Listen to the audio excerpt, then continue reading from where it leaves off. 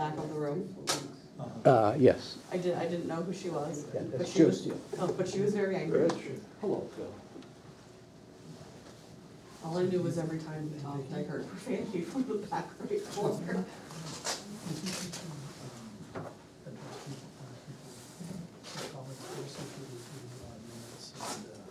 I did for mom.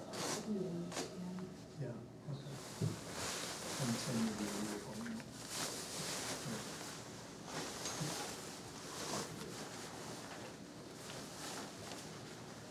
I'm sorry. I actually have some. What's this? It's my, what I did. Okay. You sent yours in. I didn't send them, and I just, Did mine go out? End up going yeah, out? yours went out, and I Oh, copied okay. it. Here's the date. I just did that myself, Dave, instead of having you copy it. I sent that the other time, but you've seen this, but I thought I'd just throw it out here as well. Oh, okay. And then this is Matt's.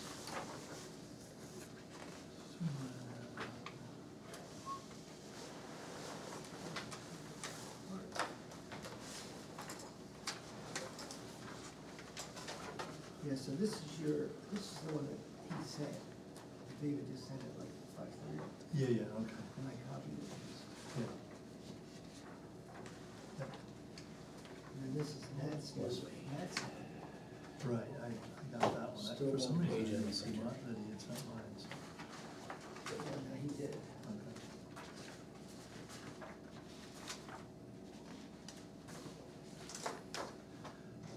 So do we expect David Kahn?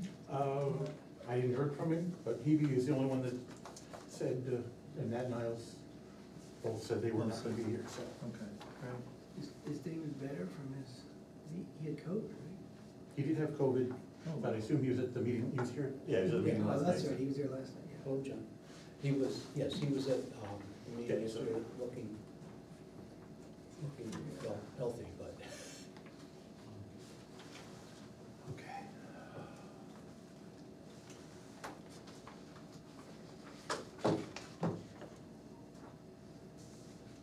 So is there any reason to not? Are we good to start?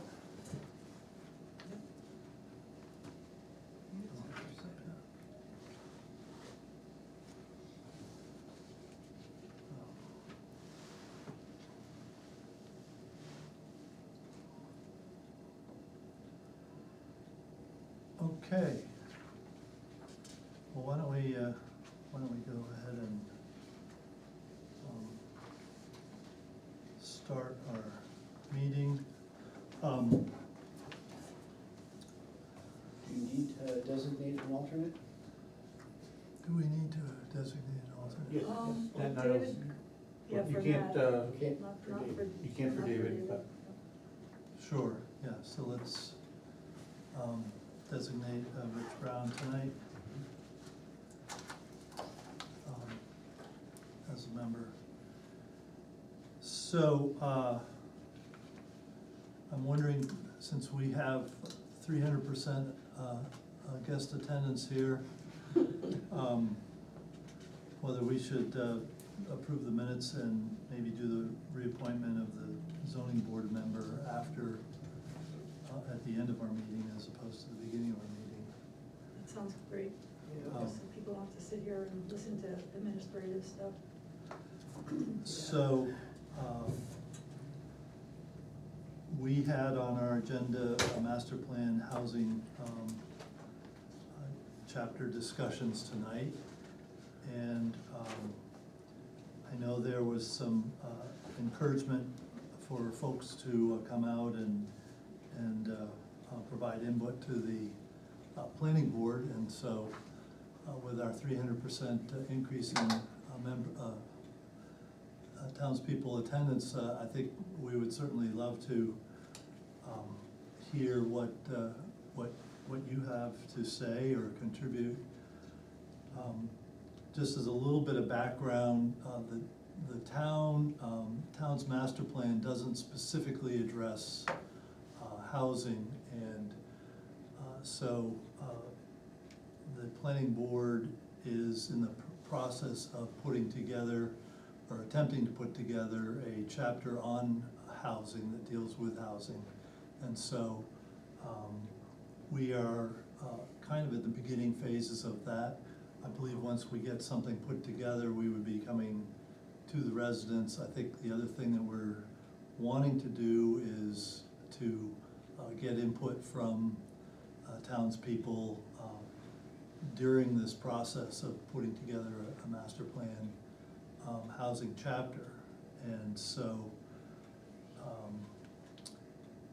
I guess I would open it up for a discussion with you folks who've agreed, decided to come and give us some input perhaps. And with that, I'd also like to introduce myself, because I know some of you probably don't know who I am, and I don't know who some of you are. I'm Rich Mengy, the chair. I'm Tim Cook, vice chair. I'm Vicki Smith, I'm a member, I live over on Market Street. My name's Rich Brown, I'm an alternate here. And I'm Dave Robbins, Planning and Zoning Administrator. And I know some people know everybody, but maybe you folks could go around the room since it's such a small group here. I'm Jacqueline Carter and I live next door. Okay, great. Yeah, I'm Phil Kinsler. I'm a trustee of the trust fund, the trustee of the library, and just elected to the budget committee. Been in town about 22 years, and I'm interested in housing issues. Terrific. And our former chair. Lee. Everybody knows. I'm Phil's neighbor, and I'm a civilian. My name is John Sadler. Yeah, great. And we suffer with the New York Giants together. That's right, I'm a Dallas Cowboys fan, so I feel that. Oh, no. So, do we have any specific comments or questions that folks might have as? I mean, I can add, because obviously my issue was last night, so people are aware, affordable housing doesn't exist in the Upper Valley. It's not a thing. I've been looking since February, since the town first mentioned the possibility of selling the house. I've looked within a 60-mile radius of the Upper Valley, and affordable housing is not a thing. New Hampshire, next to Hawaii, is the least affordable state to live in the United States. It has the biggest disparity between income and cost of rent. You're hard pressed to find anything under $2,000 a month, which for somebody on a single parent income raising teenagers doesn't work. I work for the college, but I'm certainly not, I feel like the Upper Valley, unless you are wealthy, as in make above 6 figures, or are not and can qualify for assistance, there's no place for you. Obviously with the market as it is right now, buying a house is not an option for most people. I don't know if anybody saw, but a new Gallup poll came out yesterday that less than 1/3 of people can afford to buy a house in the next 5 years. And in Lyme, affordable housing is not a thing. Part of why I will hopefully stay where I'm at is because it's a rent I can afford. But if in my situation, if the town sells the house, my children will get split up and I will have one child living with my mother. My daughter and myself will live with my sister because there just isn't anything I can afford to live in. So it's a huge issue, and working at Dartmouth, I can tell you that I just made an offer to a staff member yesterday who is a veteran of 15 years and may have to decline the job because he can't find housing. And he would like to move here and live here and make a life here and isn't sure he can. Yeah, I know, Jackie, I would say it really is a problem, needless to say. One of the things is we've kind of come to the conclusion, or I think most people do, that it's virtually impossible to build affordable housing unless you have some kind of subsidy, either state or federal, whatever, and that's the real problem, I think, you know. Because Jonah Richard, I don't know if you know Jonah Richard, but he's doing a lot of work in Fairleigh. You know, he built, and he got $1 million in grant for, you know, to do some of that work, that building he built and some other.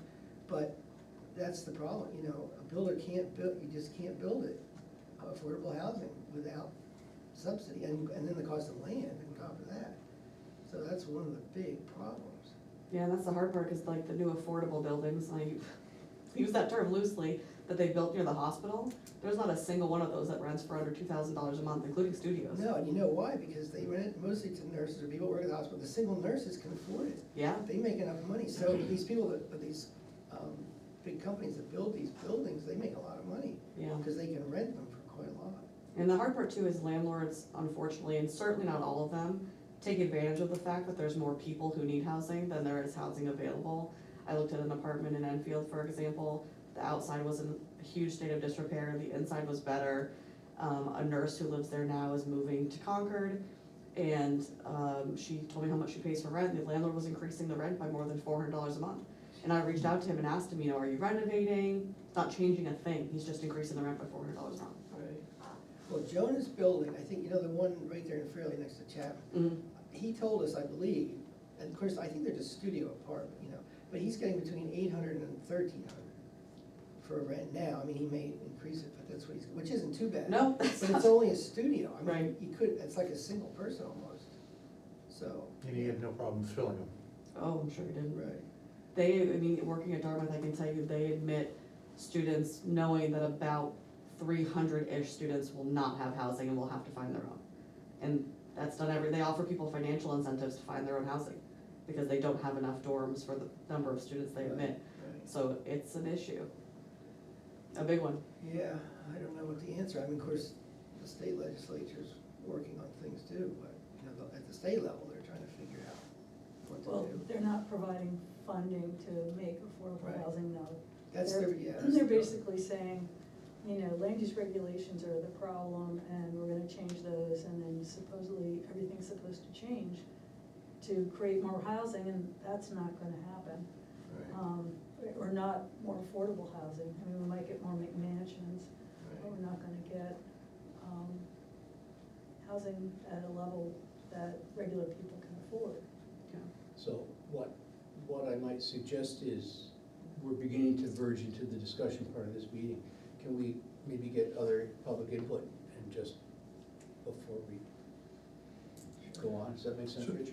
Yeah, Jackie, one of the things you noted was that within 60 miles here, you're not seeing anybody, so it's, it's known to be a state and Yeah. nationwide issue. My closest friends live in Portsmouth, and they're having the same issue. Their rent has gone up 30% in the last 2 years. Yeah, And they're a nurse, a teacher, and a private nanny, and they are all moving back home with their parents because they can't afford anywhere. yeah. And that's people who work in everyday professions and can't afford a place to live. Have you run into any interesting thoughts or ideas on how a community might be able to address the situation? I mean, it's hard. I think, I know landlords, and I can tell by some of the requirements that landlords have gotten burned by people, and I think some landlords raise their prices to keep people who maybe they feel like are gonna damage their property, or, things like that, cause it absolutely happens. Some of it's greed, and some of it is places like Hartford who have had their assessments go up so drastically and their taxes go up so drastically that they're now raising their rents to cover the massive amount of taxes that they're now having to pay. So Right. it's hard on both sides. My sister's raising her hand, but she was a Lyme resident for 10 years, and she moved because she couldn't afford to live in Lyme. And I know her taxes have gone up like crazy too, and she was saying if she rented her house, she'd have to rent it for $3,000 plus just to break even. So it's Hmm. hard on both sides. Yeah, Yeah, the taxes are a huge issue in New Yeah. Hampshire, that's driving a lot of it, unfortunately. Because that's a whole nother issue. Yeah, I mean, I think it would be great if there was housing that was actually affordable and not just marketed as affordable. Cause I've even been told when I've talked to like different agencies that I've called to say, do you have a list of landlords? And they basically said, you'd be better off if you quit your job and applied for assistance. I'm like, well, I'm not going to do that. But I've had that told to me by different agencies when I've asked for names of landlords and things. what do you think some people would think is an affordable monthly payment? I mean, I think it depends. I think under $2,000 would be great. Yeah, And it just, you can't find it unless it's a studio. But when you have kids especially, it's, I mean, anything under $2,000 at this point is, you're hard pressed to find. sure, And yeah. even in Claremont, which used to be like affordable, cause the schools aren't as great, or Windsor, same thing. Those used to be like the more affordable towns, and there's a brand new building in Claremont that's beautiful, and their studios start at $2,000 a month. Their 2 bedrooms are $2,700. And is that a private landlord, or is that a, you No, it's know, a building, it's like, nonprofit it's or a, something? yeah, no, it's like a property management company building. Okay. Right. Jennifer has, you'll need to unmute yourself, Jennifer. Hi, how are you guys tonight? Good. Great, thank you. Good. So I was the Lyme resident of the Pike House for about 10 years before my sister moved into it, back when Ray Clark owned it. It was Recreate. I'm now a West Lebanon resident, and we are having the same problem in Lebanon as everywhere is having, right? We have the development River Park, which if anybody drives Route 10 coming into West Lebanon knows River Park, right? That has been in development supposedly for almost 9 years. And part of that development is some affordable housing plus single family homes, right?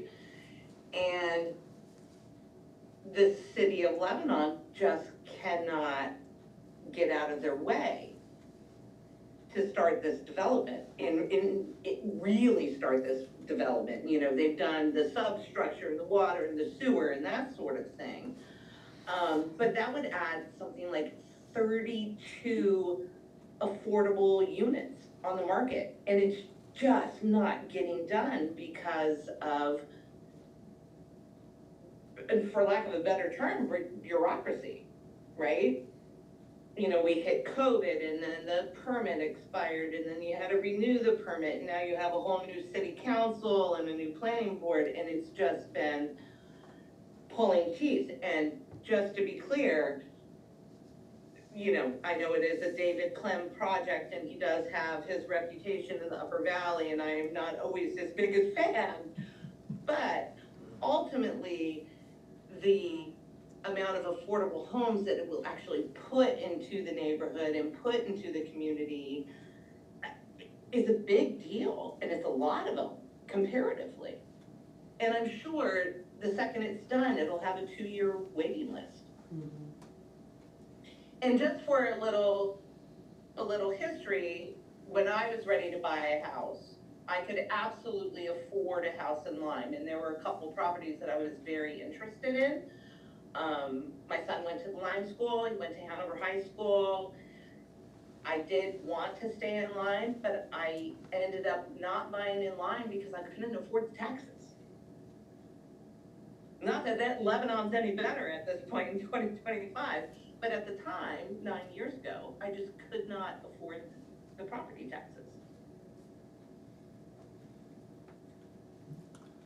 Well, good, thank you. You're welcome. Phil, Yeah, a couple of things. thoughts? I have general thoughts and personal thoughts. The general thoughts are, even at a $2,000 rent, you're talking about a person needing an income of $75,000 to afford the 1/3 rent guideline that the federal government has had forever. And that's what we're defining as affordable. And I think we need to think about that. How many people working in reasonable jobs down at Dartmouth are making 75 grand a year? I would like to see some senior housing in Lyme. I'm gonna be 79, I've had 3 knee surgeries, 3 back surgeries. My home on the river, which I dearly love, has a lot of stairs up and down. One day, my wife is either gonna clobber me on the head to go down to Kendall, and I won't be able to be a Lyme resident anymore, or I'm gonna have to buy an elevator or a chairlift, or I'm gonna have to find someplace else to live. Those are very personal concerns. So I would like to see some senior housing, and I would like to see some housing for, I didn't grow up wealthy. My parents gave me opportunities. I took advantage of them, busted my rear end, and got to a place where I could earn a decent income. I'd like to see opportunities for regular salt of the earth people who work regular jobs, teachers and cops and electricians and plumbers, to be able to live in Lyme. And I don't want to see the school filled up with only the kids of the wealthy. I don't think that's a good environment for kids to grow with. So my interests are both general and personal. I think it would be great if Margaret and I, whose Muggs has gotten very involved in the town, she's a supervisor of the checklist now, you know, we're being pretty active citizens, if we could look forward to our future necessarily being here. And if there, you know, there's the choice of senior housing, it wouldn't mean having to go to Kendall. So when you say, go ahead. No, I was just gonna say, how do we do that in Lyme? I mean, that's the real issue, how do we do that in Lyme? I mean, I would be glad to try and help figure out how we do that, and if it's a matter of grants or changing of zoning, or, I mean, I don't know how we do that. It's the first time I'm attending this particular group. I think I'd it like would- us to try and figure out how we do that. right, I mean, unfortunately, I think it would take some kind of grants, I mean, or somebody buying land and donating it, something like that, you know? When I was on the faculty at the medical school, they told me they were hiring 600 doctors. Now, you know what that does to real estate prices, you know what that does to people wanting to live in Lyme and local environments. It's gotta take some government action to make things possible for regular people. Right.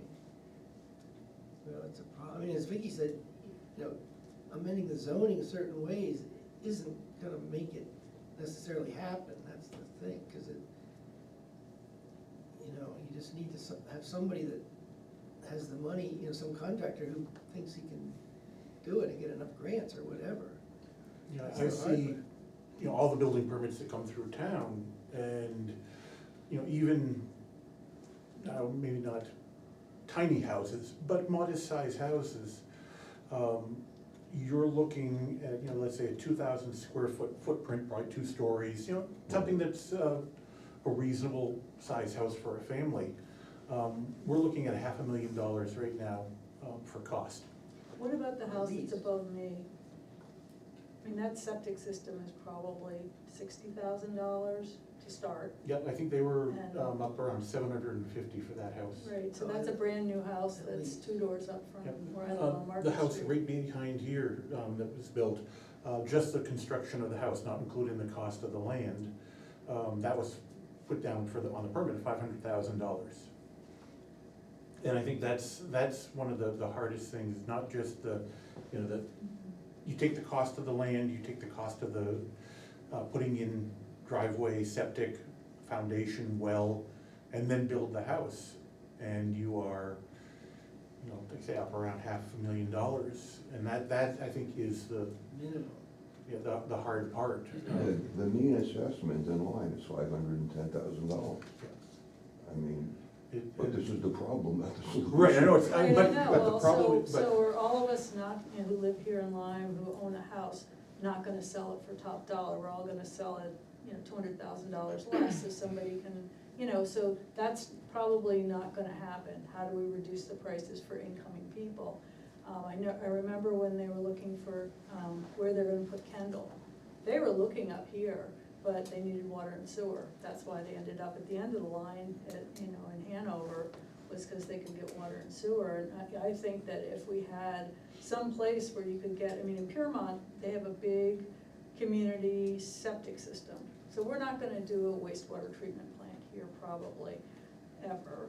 And, because all the ones that exist were federally funded, and there's not money for clean water and that type of thing in the US. But then again, you might not need to have clean water anymore. Oh, that's either. true, I forgot about that.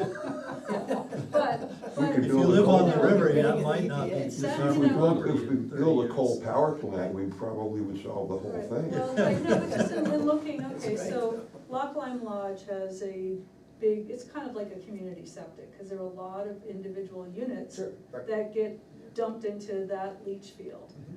So what we need, I think, you know, to your point for senior housing, if we're going to have some place that, you know, we need a place where we can put a big leach field. That's the, and so if we started with that, and then, you know, okay, we have a place where that could happen, I mean, then it would be a matter of if we wanted to have a kind of Kendall place that was run like the Margaret Pratt place, you know, we would then need to find somebody who wanted to make an investment to create that housing. It's So- gotta be some kind of congregate housing. Right. It can't be bunches of individual $500,000 to $750,000 houses. And Right. that's not gonna solve the problem. Right.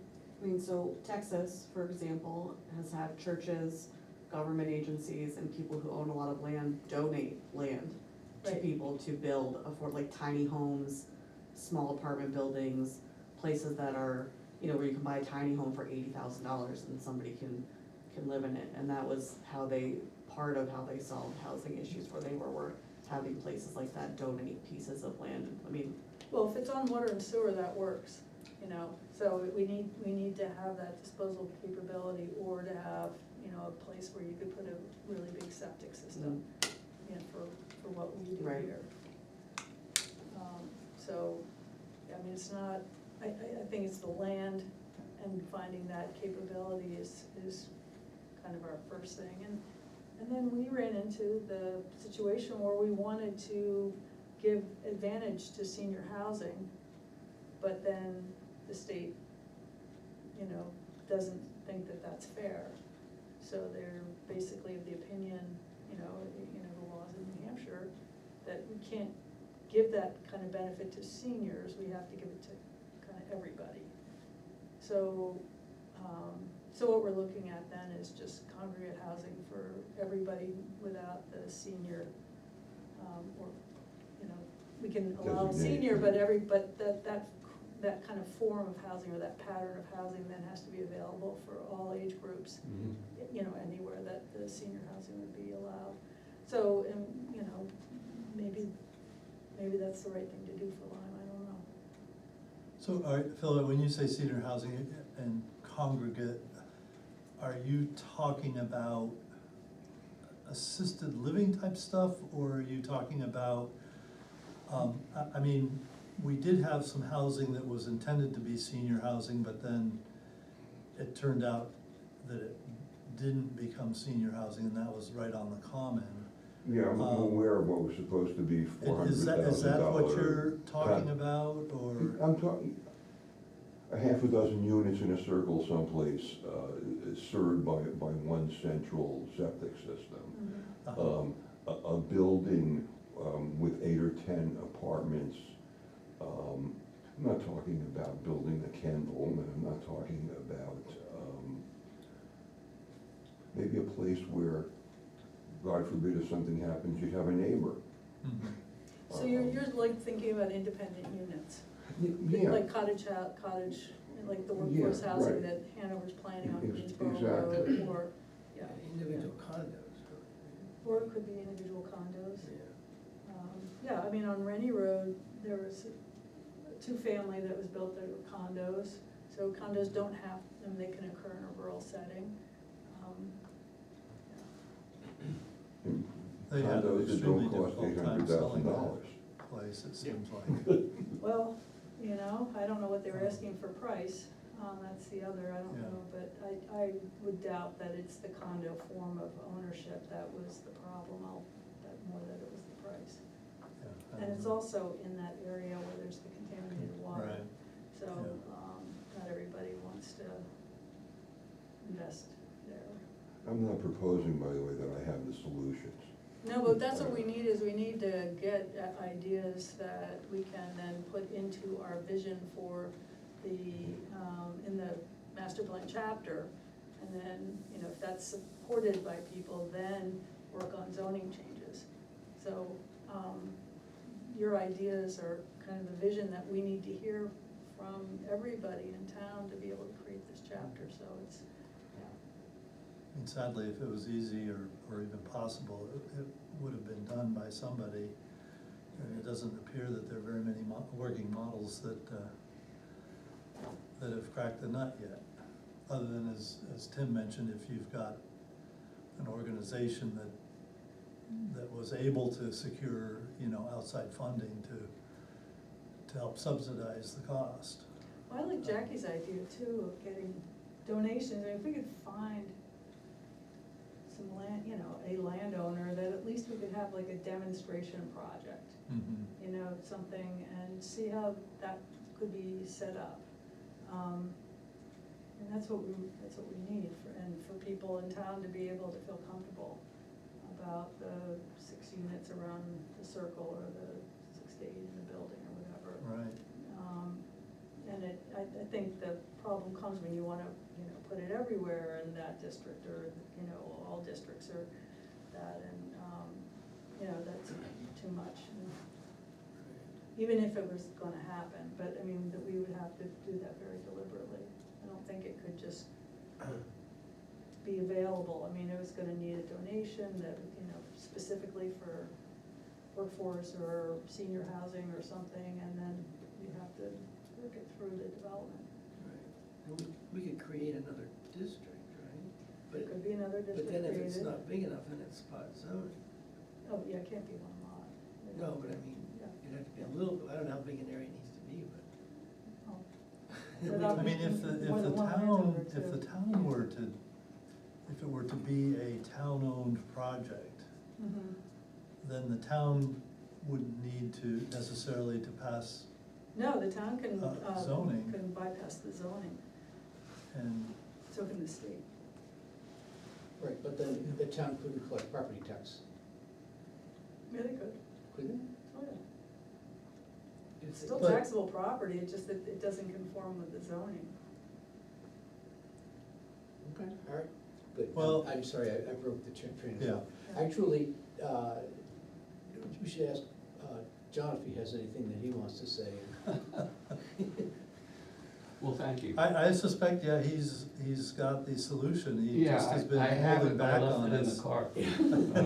Yeah, I wanted to recite the Gettysburg Address. No, I think this is a really good conversation, and I'm interested in listening.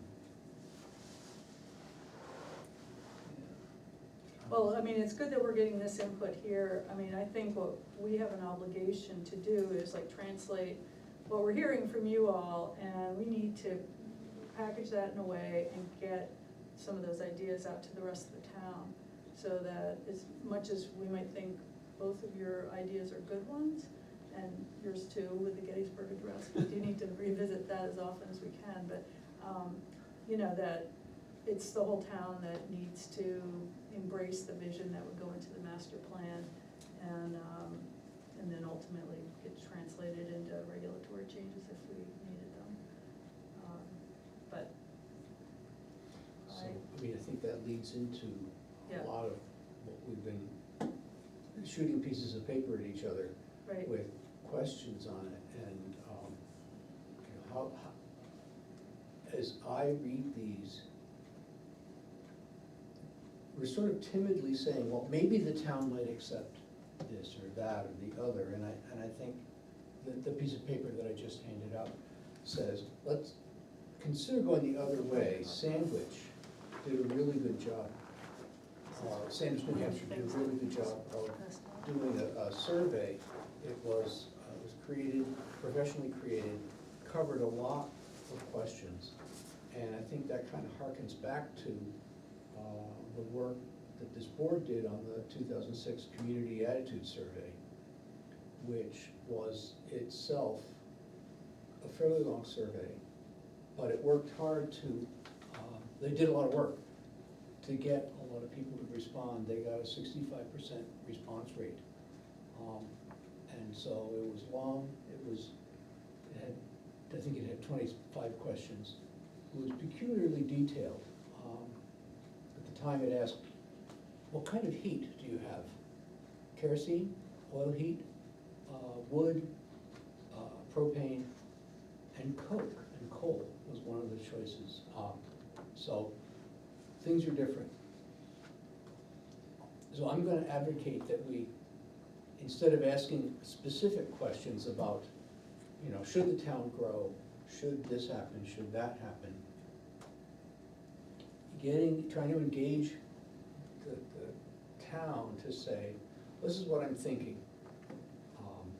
And, you know, I don't know how many people had a chance to read the questions that were in the sandwich survey, but I think that would be much more useful so that we get a better sense of what the townspeople are thinking about.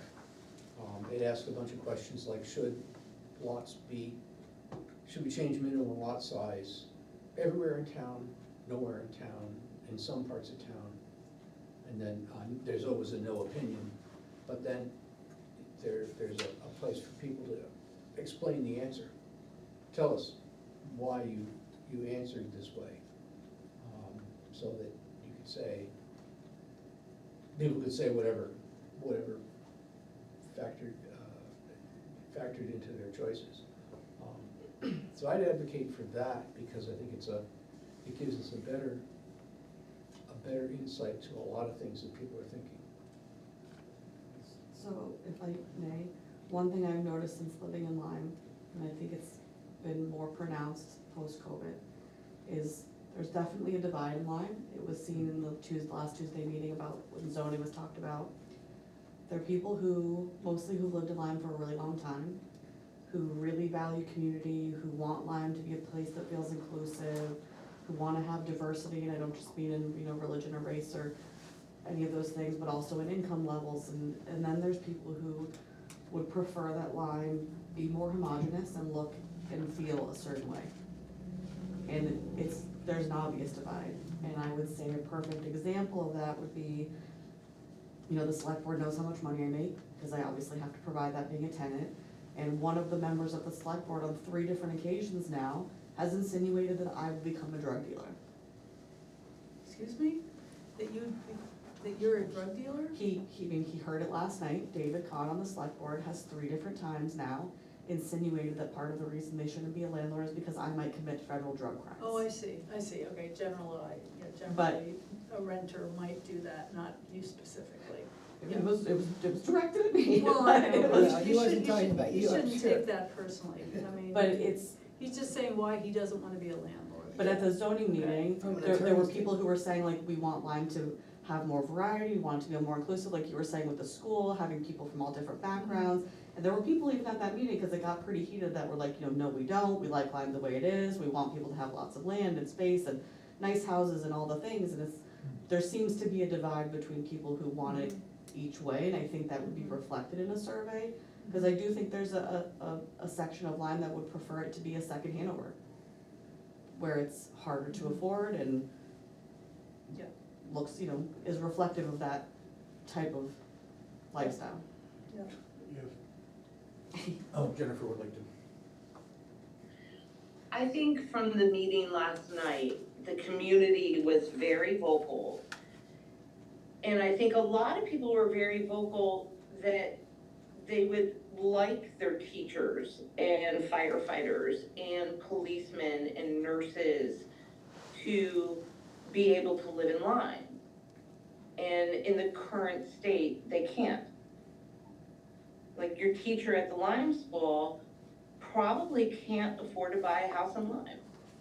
Your policeman and soon to be chief of police can't afford to buy a house in Lyme. Right, and this was a real concern teachers, yeah. last night in the meeting. Yeah. And I have no answers how to solve it. And I think what Jackie said was great. I think communities around, not just in New Hampshire, but around the country are trying to find these creative solutions to a problem. Whether it's a church donating land, a town or city donating land and building tiny houses, building apartments, building senior housing, and doing all the things to keep people in their community. That's it. Thanks. All right, Phil. By my information, only 2 of the teachers who teach in the school live in Lyme. No, you're correct, because I've had teachers reach out to me and said the same thing. Well, it's the same, I mean, I worked for the town of Hanover, and I think there were 6 employees in the town of, 120 employees that could, that lived in Hanover. I think it's the same here in Lyme. I certainly don't, Yeah. I could not afford to live in Lyme. And, I look at the number of people that work in the town, not more than 2 Yeah. live in Lyme, but a lot of them have lived in Lyme a lot of years, and Right, You yeah, know. well, that's the only reason I'm still here, is because I moved from a big house that I've lived in since the 80s to a small place, which was pretty dumpy. And, it was, my house was on the market too for a long time. But, yeah, so I'm just here by luck of the draw, kind of. It's- and like I said, it's I not lived here just in the 80s, Lyme. yeah. I live in Fairleigh, and my assessment last year went up 60%. And so if I could not afford my house now, Mhm. and I'll be honest, I live in a double wide. And I couldn't afford that now on my salary, and that's, I'm not complaining about my salary, it's just the reality of the situation that. Did your taxes go up 60% or? No, my taxes, fortunately, they only went up a small, well, Yeah. they went up about $1,000 a year. I don't wanna But I hold- also pay income tax, so. Right. I don't wanna hold this out necessarily as a model, but there is a model where the Episcopal Church donated land in Lebanon, and Twin Pines Housing put up a small apartment building on that land. That it's not Section 8 housing, it's housing, what I wanna call housing for normal people. Right, it's workforce housing, people with jobs and who work in the Yeah, community, yeah, not necessarily work in the exactly. community. And they can't guarantee that, like Lyme people, if Twin Pines were to do a project here, they can't guarantee preference to Lyme people. No. But they can guarantee that those people would be at an income level that, that they said that they were building to. I mean, they're a great group to work with, and we'd be lucky to be able to get them to do a project here. It is hard though when rents have gone up 200% and most employers, mine included, which is one of the largest employers in the area, the biggest raise you can get a year is 3%. So what does your employer, I mean, I I work I'm for safety and curious- security. Pardon me? I work for safety and security.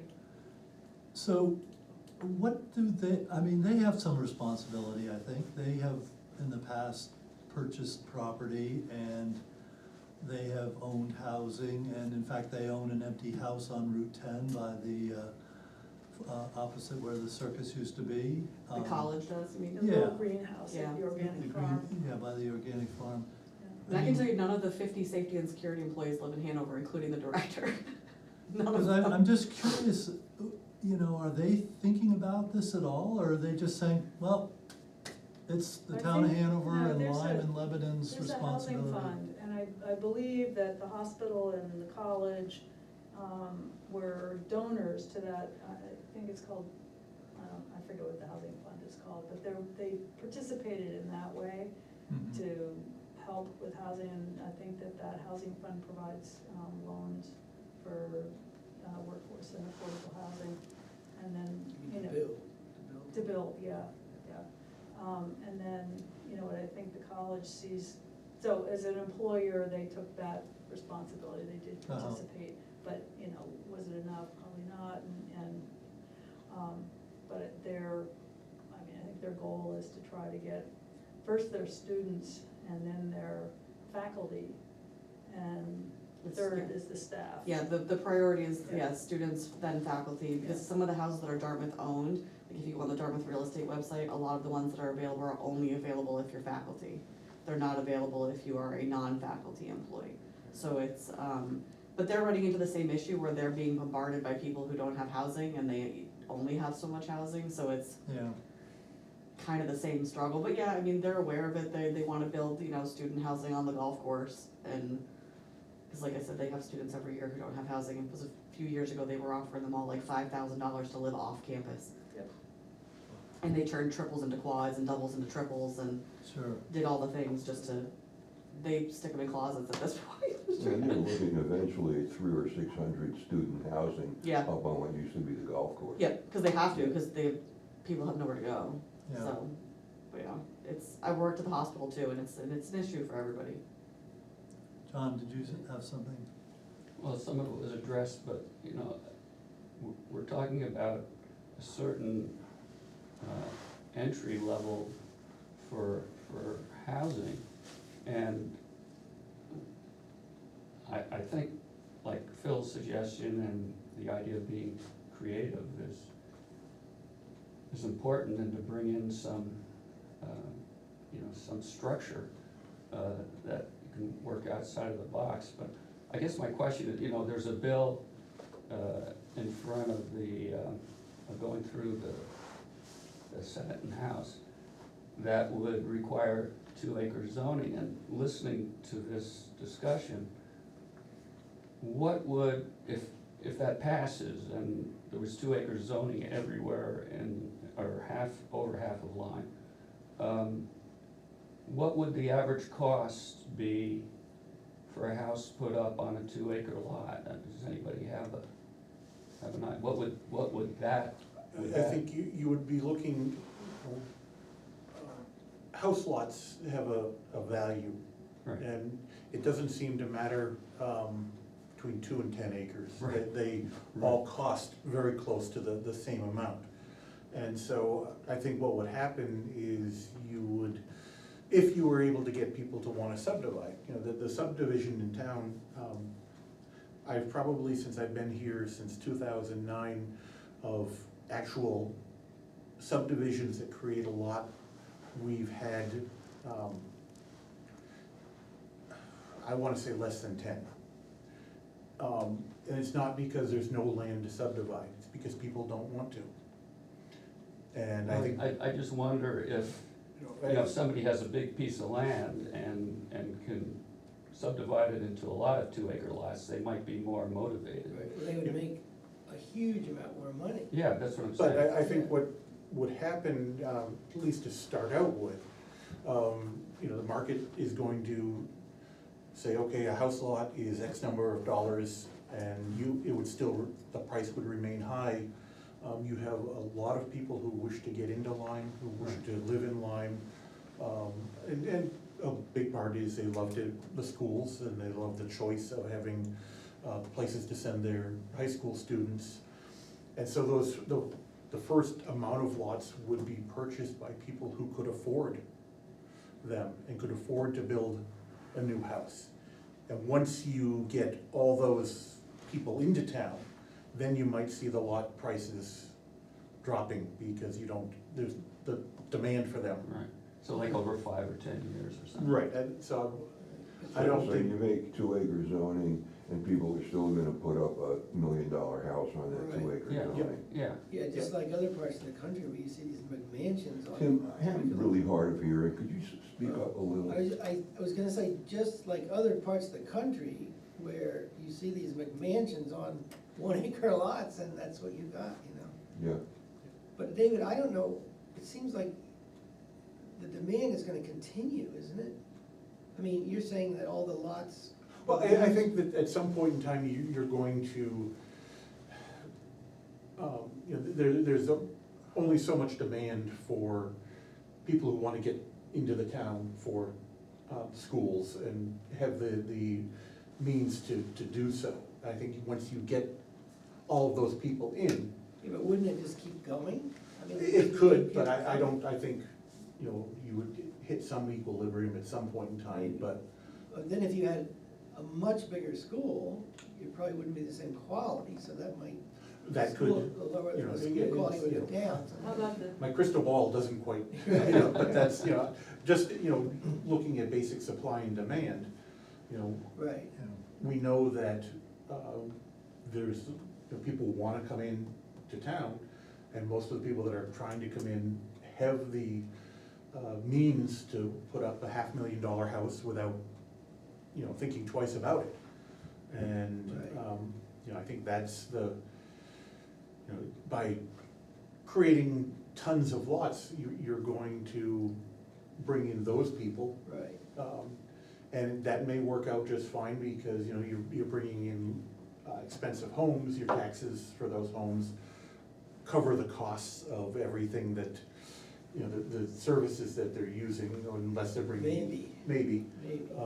You hit the school hits its tripping point and the school says, okay, now we need a new school, and now you're looking at a $50 million bond. And, Taxes go. then, So we've got a 15% cushion on the school roughly. Yep. Another 20 to 30 students. I don't think anybody here is talking about putting up a big apartment building and getting, 100 students and having to build a new school.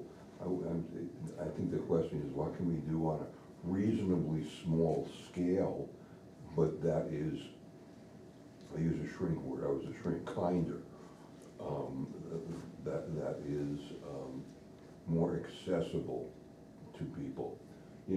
I don't know, is this anything that Twin Pines could be interested in, if done in a particular kind of way? Is this a group that we might think about talking to? I mean, I don't know, I know they put up small things and big things, but.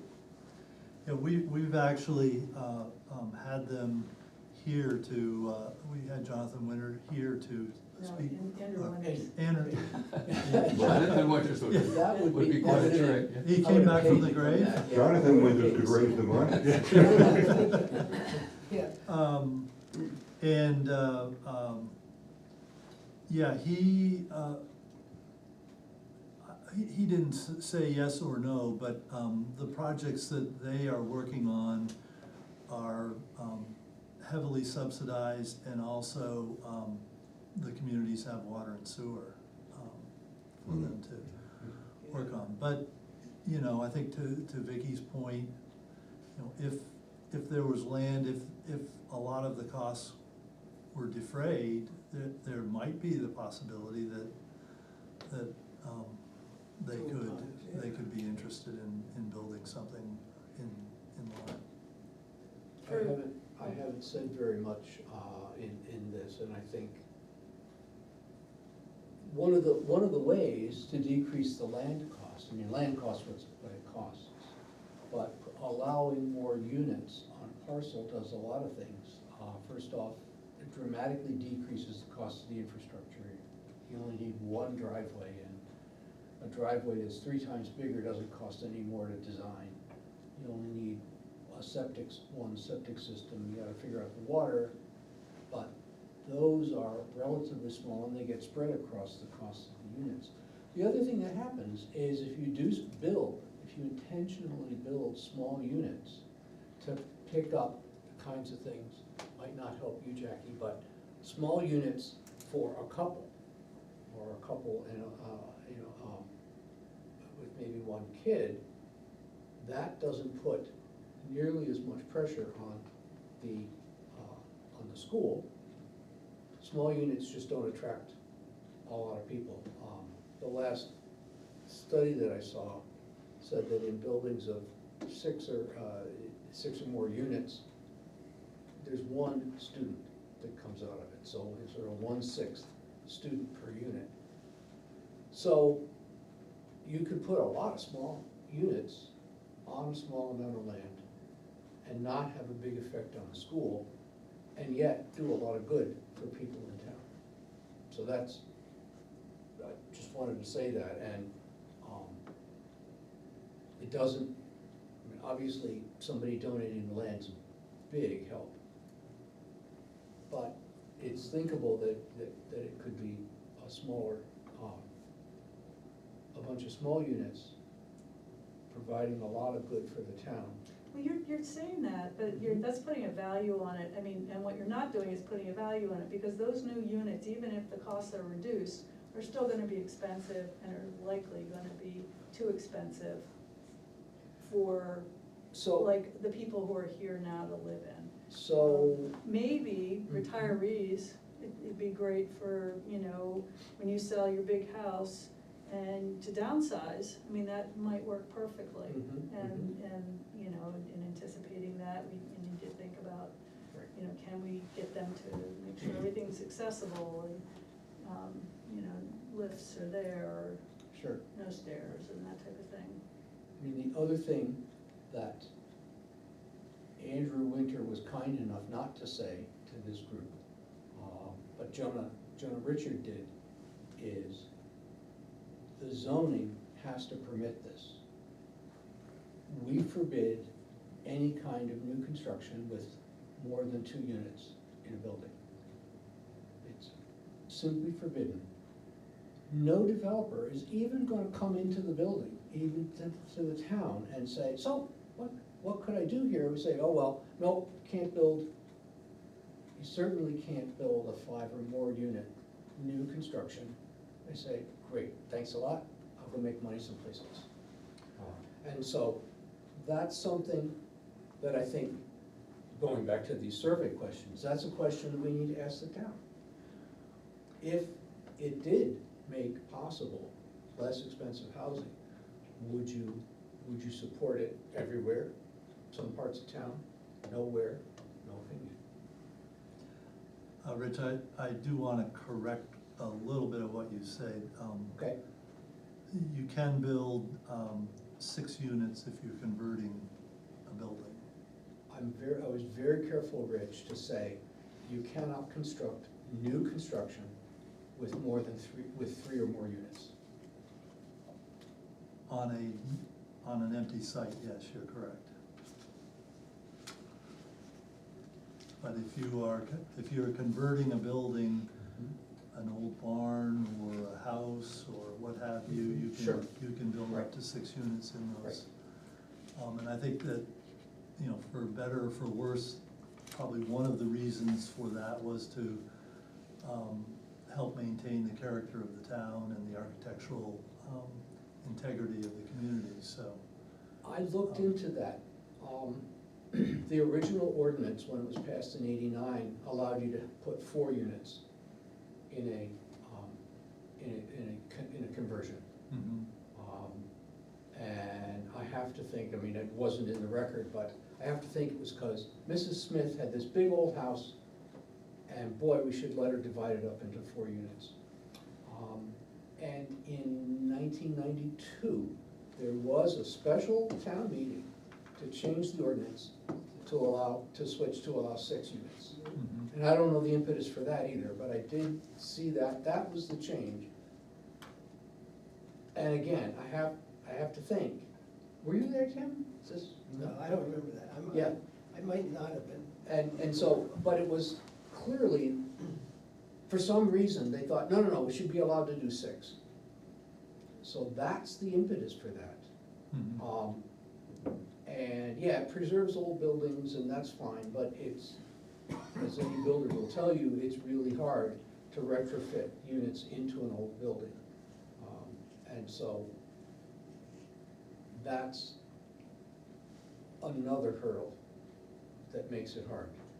So Yeah, I've made it's my point. certainly, it's certainly an issue that, you know, I think if we, it's certainly an issue that we might want to take the temperature on. Right.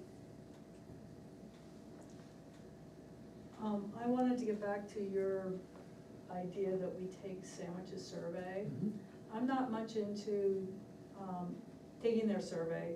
I like the questions that we've generated, Mhm, because mhm. they're more specific to our, you know, what we're trying to work with. Mhm. And you wanted to get demographic information and Mhm. how long people have lived here. And honestly, I don't think that what their answers are, that I care how long they've lived here Okay. or what the demographic information is. I mean, doing that kind of cross tabulation, that doesn't really appeal Mhm. to me. And I think sometimes when you ask those personal questions, it turns some people off. Mhm.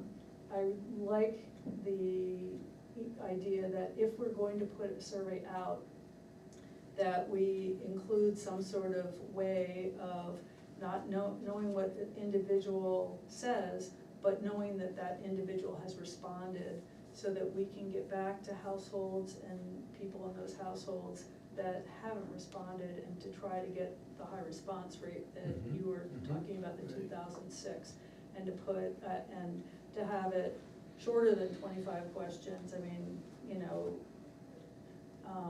and we need to like kind of get off the dime and stop beating the horse, and try to get something that we can all agree on and get it out, Mhm. like this year or soon.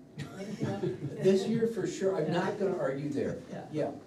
So Yeah, no, Mickey, I was gonna say that I feel that the only way to get a comprehensive survey is to mail it. Yeah, Because I do you too. have to, I mean, you can't, cause half the town probably doesn't do, you know, computer stuff, I mean, or not on the, you know. we're gonna miss a demographic Yep. part of the town if we don't provide it, you know, in paper form. And I would, if people hate paper, and we can, say, you know, if you'd rather do this online, give them that option to opt in.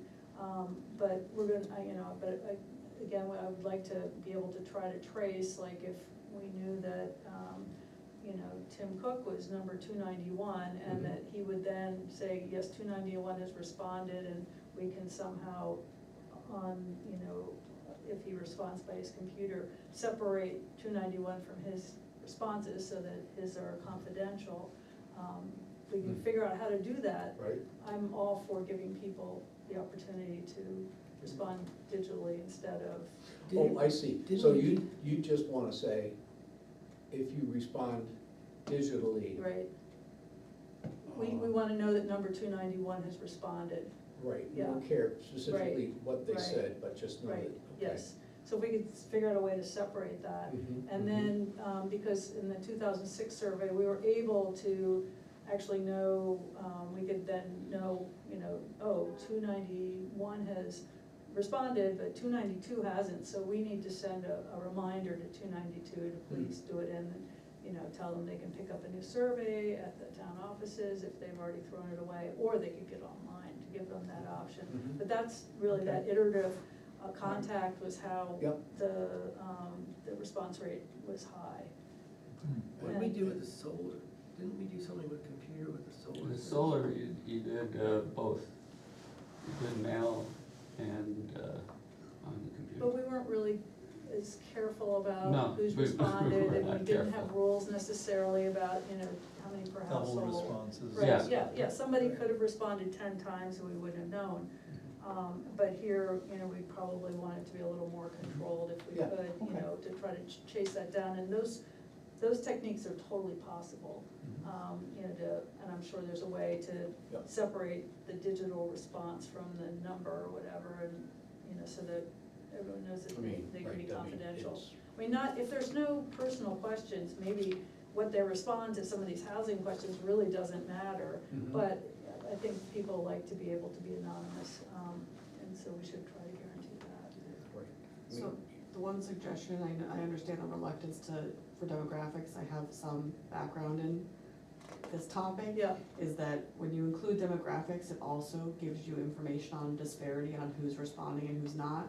The Mhm. experience level of people, what their experience is based on age group, you don't have to say like, what is your age, but you can do, you know, 25 to 40, 40 to 60, Mhm. whatever it is. Mhm.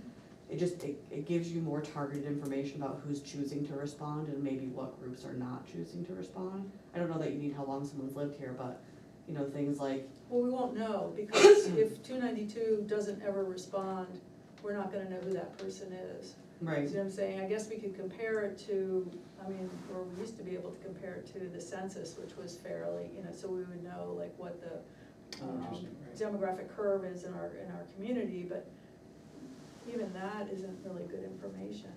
cause if you could, I mean, cause you can technically, you could sort it by, you know, even if you also included like income level, which a lot of surveys do, again, with a range, and Well, now you're. that's the one that people like. I'm not Everybody says saying that. prefer not to say. But you, But you can also be anonymous, I mean, you can make it so that, you know, an IP address can't complete a survey more than once. And then you know you're not having the same person complete a survey 12 times, but Right. they're not having to say who they are. Right. So they can say I make $100,000 a year, but nobody will ever have Yeah, any but idea who. that's when people stop. I don't wanna do this survey anymore, and they might trash the whole thing. So, I mean, almost to the point, you know, where, you know, we should say, if we do include demographic for the good reasons that you've stated, that this section is totally optional. Yeah, like you have an option not Yeah, to. just don't even It's bother, at the because end, we yeah. really value all the input you've given us to date, but if you'd like to tell us Right. the demographic stuff, that would be, you know, to phrase it in that way. But that's kind of like on a job application where at the end you can list your gender, you can list if you have a disability, but you can also say, I would like to not answer this Right, question. right, yes.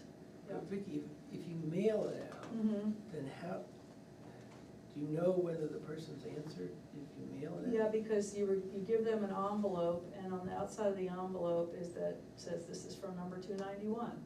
Oh, Put and that then when as they a- mail it and- back. And then when they send it back, we see, oh, 291, check off the list, and we see that I see. 291 is, you know, Tim Cook. Right. But we do notice that 292, Lynn Cook, you know, she's not responded, so we're gonna have to send her a postcard. Right, So, yeah. as long as they use that envelope to send it back. Well, that's, you know, yes, Yeah, that's yeah, the part. yeah. But then I don't know how, if we gave them the choice to do it on computer, then would they, We could give them a QR code, we could give them a. well, but how do we get that discrete number? But that's, we Remember. don't need to solve We'll that figure here, it out. but yeah, Yeah, yeah, I'm right. sure there's a Gotta way. be a way to do that Yes, yeah, digitally. yeah. Actually, Vicky, I have another question. Did you participate, or did you work to set up the 2006 survey? I was there, yeah. Yeah. I have a memory that there were house parties to encourage people. We To- I did mean- outreach, I mean, what we did was like kind of neighborhood gatherings for the land use, and we did those visual preference surveys, so in different neighborhoods. What did we do in 2013?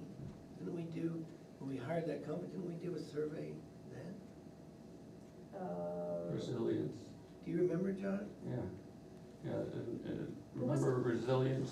Well, wasn't Yeah. that, Was that the LCDC thing? Yeah, yeah, yes, Yeah, okay. Yeah, and, Was that 2013? yeah, that was 12 years ago. It's like, but that, How did I we get did a 12 years survey, old? wasn't there a survey done? yeah, Yes, there was. yeah. Remember we all gathered? And we gathered here and we had a great old time, Yeah, fat fingering in counting them, the Right. paper responses, Yeah. Right. yes. So we've really done a survey since yeah. 2006, yeah. yeah, but, I mean, I had thought that, I mean, rather than getting the omnibus, that, I mean, we had come up with some, like, general housing goals, and what we wanted to do was to get people's responses to those ideas, and like, I'm just looking at Tim's, you know, he has a question here about infill housing, he tells people what they are, and, you know, then, how do you feel about infill housing? You know, that seems concrete, and I kind of like that rather than the sandwich ones. I mean, because these are ones that are things that we specifically care about. And I don't know, so if you love some of the sandwich questions and really feel like, you know, this question we gotta have, I mean, not all 25 are gonna be your favorites, but, you know, but. All my you know- children are my favorite, but not I these know, questions, yeah. I know, Right. but can you pick, Well, like, and, and you know, so- a couple that are beyond, but we've already kind of Mhm. identified as questions we think we're gonna ask, and Yeah. we're just bringing them to our attention rather than taking their survey. I am certainly open to it. I think there's a lot of interesting questions here. You know, if you live in Lyme, what's the likelihood that you're gonna continue to live here in 5 years from now? And then, if you're likely to live here, what's the most important thing for you to stay here?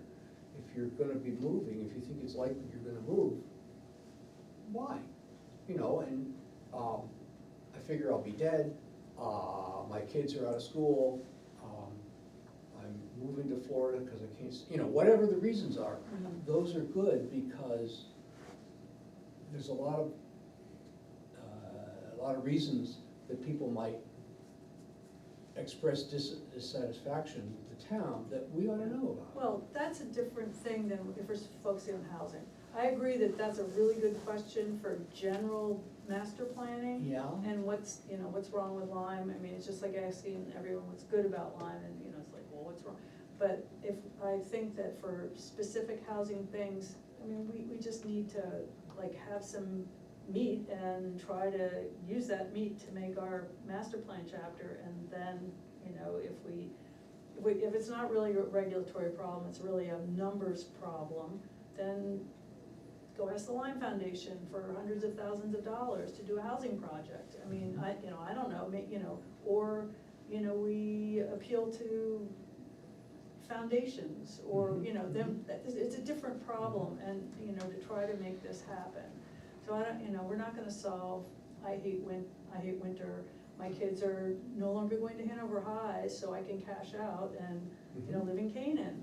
You know, so we don't need to know that, I don't think, for doing the housing chapter. I agree that's a really important thing to know about for, you know, more general, Well, when would where's the we- town going? When would we ask that question? Well, maybe when we get done with the housing chapter, it'll be time to redo the master plan and the land use Yeah. chapter. Ah, But if that's your favorite question, I'm only one person. yeah. So maybe Well, okay. everybody else on the board feels like, oh, this is a really good question, and actually, I mean, I would like to deputize these people, because they've already come here, to be on our, you know, planning group, to put together the survey and say, you know, what's relevant, you know, are these really good questions to ask, or what are we missing? I mean, Mhm. these people I mean, care. yes. Yeah, That'd I be mean, good. Do we get badges? you do. If you like, Yeah, yes. deputy dog, Okay. and a holster if you. you know, Is that the penalty for meeting attendance? That's why I had Second to prize sign is in. 2 badges. No, but you're not just, I mean, you know, if you're really interested, we really need your help. I always found out that when I missed a board meeting, I got appointed to something I didn't want to Exactly, do. yeah, it's because you couldn't step backward, you know, somebody stepped you forward, yeah. Yeah. But you know, so that's Okay. that's my personal response. I don't know what Yeah. anybody else feels about, using the sandwich survey, but that's just how I feel. And, Well- you know, we Well, are a democracy here, so I get voted down a lot, and that's totally If we fine. could find someone who's retired and wants to champion getting affordable housing or, you know, workforce housing in Lyme, and is good at organizing and. So my sister who's on there, she texted me rather than raising her hand again. So she's still one of the original investors from the hardware store and owns shares in the hardware store. Uh-huh. And she said, I don't live in Lyme anymore, but I'm happy to help. She helped start Stella's with Bob and Denby.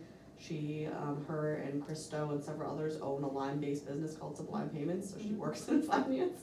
So, and my other sister is a senior financial analyst for Gartner, so Oh, wow. she's, Yeah. they do money for a living, Yeah, so. right, She said even though she doesn't live here, she's happy to help too. that's That's great. awesome. Thank you, Yeah. Thank you. Jennifer. But I think asking questions on the survey like, do you You're think Lyme? welcome. Do you think Lyme has enough affordable housing? Do you think Lyme's, No, that we can't, we shouldn't even ask that, because the answer is, No. of course not. And so it's a wasted question. We need Yeah. to like get pithy questions that are really gonna Yeah, I inform think, us. I think that So, we know the diagnosis. yeah, The question is, what is the Yeah, correct right, surgery at right. this point? exactly. But just going around in circles Right. and asking Yeah. questions that we already know the answer Right. to, Right. that doesn't do any Well, good. most of like the questions like with Tim's, so are large apartment buildings something that you would like? Right. You know, what about infill? And so what we're asking about is what people's tolerances are for the surgeries. Exactly. So, or the procedures, that, they don't have to necessarily be surgical. Right. It could be behavioral therapy, or, yeah, or, Mhm. so that's my personal opinion, and I leave it to my other board members to say like, Well, well, what do you guys Yeah, think? Rich, I would say, some of the questions from Sandwich that you really like, Mhm. tell us what they are. Mhm. Because I don't know, where do we find those questions? They're online. They're Yes, it online, is. actually. Yeah, well, no, I've got- okay, Rich I have a word- provided a link Yeah. to Yeah, them too. in one I of his provided a emails. link to this. I actually did reach out to Susan McLeod and said, could you send me the full questions? So she sent me a Word document, which I can, Yeah, you can send it to me and Yep. I'll have Yeah, that. but if you go through them and just pick something Well, you you think think your are favorites, well, everybody can look. appropriate for Yeah, Lyme. and I think Then this we is can- good because, this is both a housing needs and kind of attitudes study, because I think the other thing that hamstrings us, we don't really know what fraction of people in town would be really welcoming of single-family homes on large lots to the other extreme of 8 to 10 apartments in a building. We don't really know what people want, and, I mean, the last thing I want this board to do is to spend time saying, yes, we've got it, we're gonna propose this in an amendment, and this and this, and it gets through the public hearing. And there's all the people with torches and pitchforks saying, that's the worst idea of the decade. Right, well, that's, I mean, like Tim, you know, most experts agree that all, you know, infills, increasing density in existing neighborhoods is a good way to increase population, scripts roll, and, you know, and how do you feel? So, Right. I mean, I think that just, Mhm. it's more friendly, and it's not, you know, and this does ask the large apartment, Right, and yep. I think, yeah, I mean, I would reword this a little bit, but We're yeah, gonna but the reword it idea all, right. is, you know, the number of units in a building, this Mhm. one, yeah, so. Yep. Good. Yeah, so that's just my reaction. I think you could also ask questions like, what do you think are the barriers to affordable housing in your community, and list things like zoning regulations, community Mhm. viewpoint, and give them like a list and then an option to fill in another, you know, limited housing options, lack of government support, whatever you want the options to be, and it would also tell people what they think the barriers are to having more affordable housing in Lyme. Okay, Well, 50 years ago, they made me take a survey research course, and I'm sure that that's all quite absolutely relevant nowadays. But the tension is always between the level of detail by asking a huge number of questions of great detail, and the fact that people aren't gonna fill it out at a certain point. And what you have to try and find is the important questions where people will actually fill out the document. yep, Yeah. I feel like it almost needs to be like 10 or less. yeah. I know, I feel like, because when you get long, I would agree, you're like, oh my God, how much longer is this survey? I'm done answering You these start questions. looking through the pages and you say. Well, then you just start "No." hitting buttons too, you're like, Right. okay, Or this one, this. online, when you know that they're just scrolling Yeah. forever. It's like when you go to the doctor's appointment and they give you the online survey to take, and you're like, why am I meeting with you if you're asking me 47 questions before I've Yeah. come? Well, it's like with a lot of surveys that I do online, they actually give you a percentage that you're Yeah. getting through, so you Like- know. You're Yeah. 80% done. Right, so, Yeah. okay, I'm getting close to the end and I'm not just gonna say forget it and. Yeah. Well, that's one thing about paper surveys, that they know exactly what they're getting into, because they can look. But does the Google survey have the percentage to the end feature? I'm sure they must, Okay, yeah. is that something that's free? It does. Okay, great, Yeah, and there is a free version. yeah, and that have? There's a the- free version, and I would actually limit your questions to 10 or less. Love that, love that So make them idea. count. Yep, Okay. love that Right. idea. Yeah, there's a lot of research that shows, when I build websites at the college, they tell you that the more people have to scroll, the less they read. So you almost wanna keep it limited to like, on a single page, so they don't have to scroll, or very, very limited, because it goes down by like 25% for every scroll with how much people will actually read something, which is why websites often will put the stuff they want you to read the most Yeah, at the top. yeah, so, Okay. well, I'd like to see us try to proceed with our questions. mhm, And I had a difficult time trying to think of different questions. Hence, it was quite late before mine got out to David. yeah, I didn't read them, But I do have them. I happen to like Nat Niles' format quite a bit, and I don't know whether he's providing too much reading, but Yeah, I think some of it's a little too much It- reading, I Yeah. think. it is, I think somehow there has to be an educational process here, because, you know, we got an email from a resident here who, you know, states that we need to allow ADUs, accessory dwelling units, but we already do allow accessory dwelling units. And, you know, I think we need to provide some background in terms of, you know, if we're asking about, well, you know, do you wanna allow, you know, X number of units to be developed over the next 20 years? Well, how many units do we have now, and how many units are we permitting these days? So that people can go, oh, yeah, when I said we should add 25 units every year, that's like 10 times what we're already doing, and maybe I don't think I want that. Or maybe I think that's too little, you know, but I think there needs to be some context for people, and so I'm wondering how we educate people, other than, I suspect that, I mean, this is a topic that I think a lot of people are interested in, particularly if it's going to, you know, either change stuff that they don't wanna change, or it's going to have the potential to change things in a manner that they think might be more compatible with their end goals. I mean, one of the, John?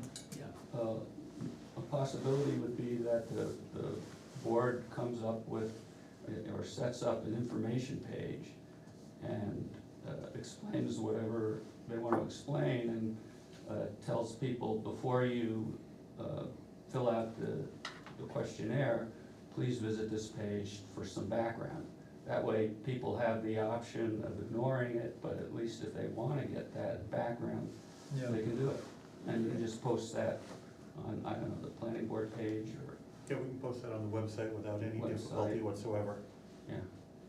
Let me use that expertise for a minute. You could also do some of it in the question stem, which is, Lyme currently has 850 housing units.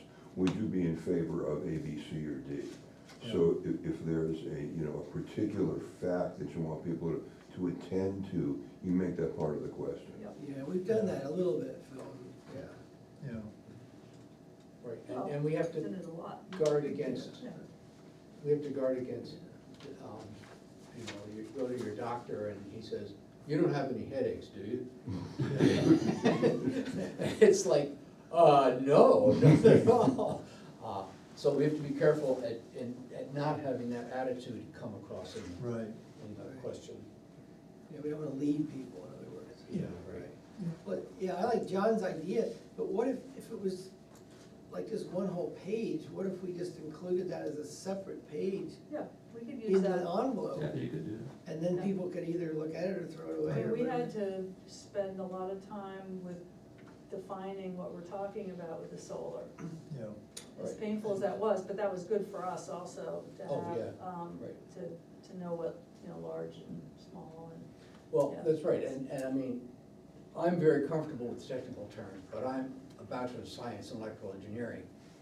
But it was brutally difficult to figure out, well, how do we explain this Right. to regular people? Yeah, Eric Furstenberg size, you know. And Eric's a really smart guy, so, you know. No, but he, remember we were using. Oh, his site, the yes, you're right, picture- The picture with his array Yeah. as a, example.